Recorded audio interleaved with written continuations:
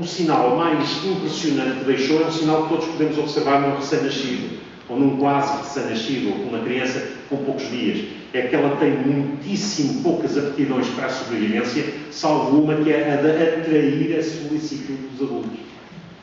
Aquilo que nós julgamos ser absolutamente unilateral da nossa parte, não, é-nos solicitado de uma forma espetacularmente bem-sucedida. Espetacularmente bem-sucedida porque nos interpela a todos com uma espécie de aloparentalidade social. Faz com que todos nós nos sintamos interpelados por esse charme que as crianças sabem usar muito rapidamente para manipularem os adultos que as podem utilizar. Isso também tem o seu reverso.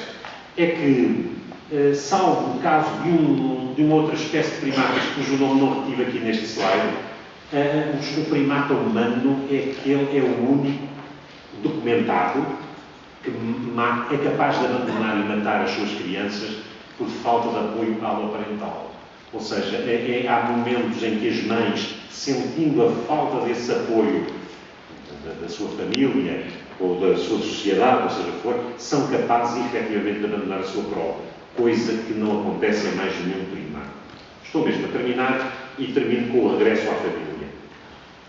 Talvez estas condições da aloparentalidade e esta capacidade que a espécie humana teve de socializar as próprias condições da sua sobrevivência tenham determinado que a família seja um elemento natural na espécie humana. Por mais que nos esforcemos em torná-lo convencional e por mais que o tentemos subordinar ao jogo das nossas convenções, a família é uma coisa pré-analítica, pré-cultural e que pouco ou nada depende das consagrações convencionais. É por isso que os humanos são apenas entre 3% somente de mamíferos e aves que constituem família. Nós somos, de certa maneira, uma singularidade no reino animal, na forma como nós, independentemente da nossa aculturação, volto a dizer, constituímos família. Dentro dos primatas, também somos dos poucos. Isto é muito importante que o retenhamos, porque muitas vezes usa-se o argumento ao contrário. Diz, não, a solicitude paternal é uma coisa tão espontânea que até nos primatas se observa. Não se observa. Nós somos dos poucos primatas em que os pais, independentemente de qualquer aculturação, independentemente de qualquer doutrinação, não abandonam os seus filhos. Não abandonam os seus filhos. Ou seja, dão suporte, dão sustento à sua prole. Isto é relativamente raro. E como vimos até na espécie humana, há casos em que os pais abandonam a sua prole, como aquele caso daquela tribo chinesa, da Yunnan.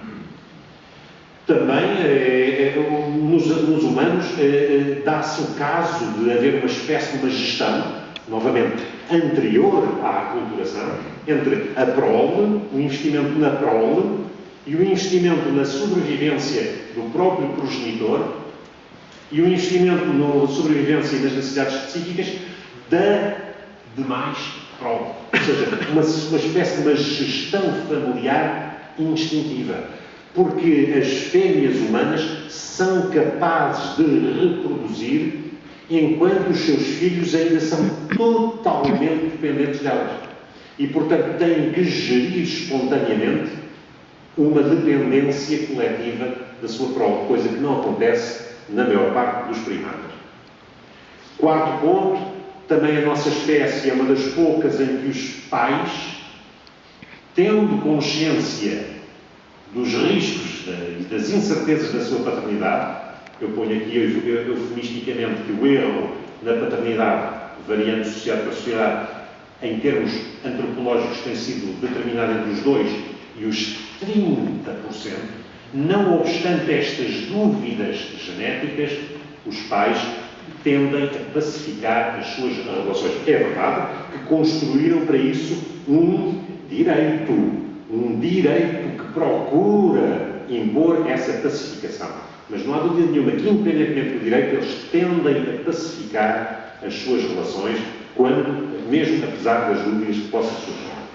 Depois, finalmente, a nossa espécie também se caracteriza por adaptar as necessidades de preservação dela própria a uma certa dimensão que otimiza o sucesso da continuação da espécie, incluindo a holoparentalidade. Quando há um bocadinho falávamos de famílias nucleares e de famílias mais extensas, isso significa que, em muitos casos de necessidade económica ou de pressão económica extrema, em que as pessoas não podem privar-se do acesso ao mercado de trabalho para reproduzirem, a alternativa muitas vezes não é aquela senão a de permitir que holoparentes, portanto não parentes genéticos, interfiram e sustentem a prole para permitir que os progenitores genéticos continuem a sua luta pela sobrevivência. Isto é típico e é praticamente exclusivo como forma de organização pré-cultural da espécie humana. E cá temos, portanto, em suma, alguns dos limites antropológicos, algumas das reflexões antropológicas sobre o conceito de família. Peço imensa desculpa dos neologismos, mas eles são em larga medida atribuíveis a estas leituras das quais trouxe aqui uma pequenina amostra representativa. Muito obrigado.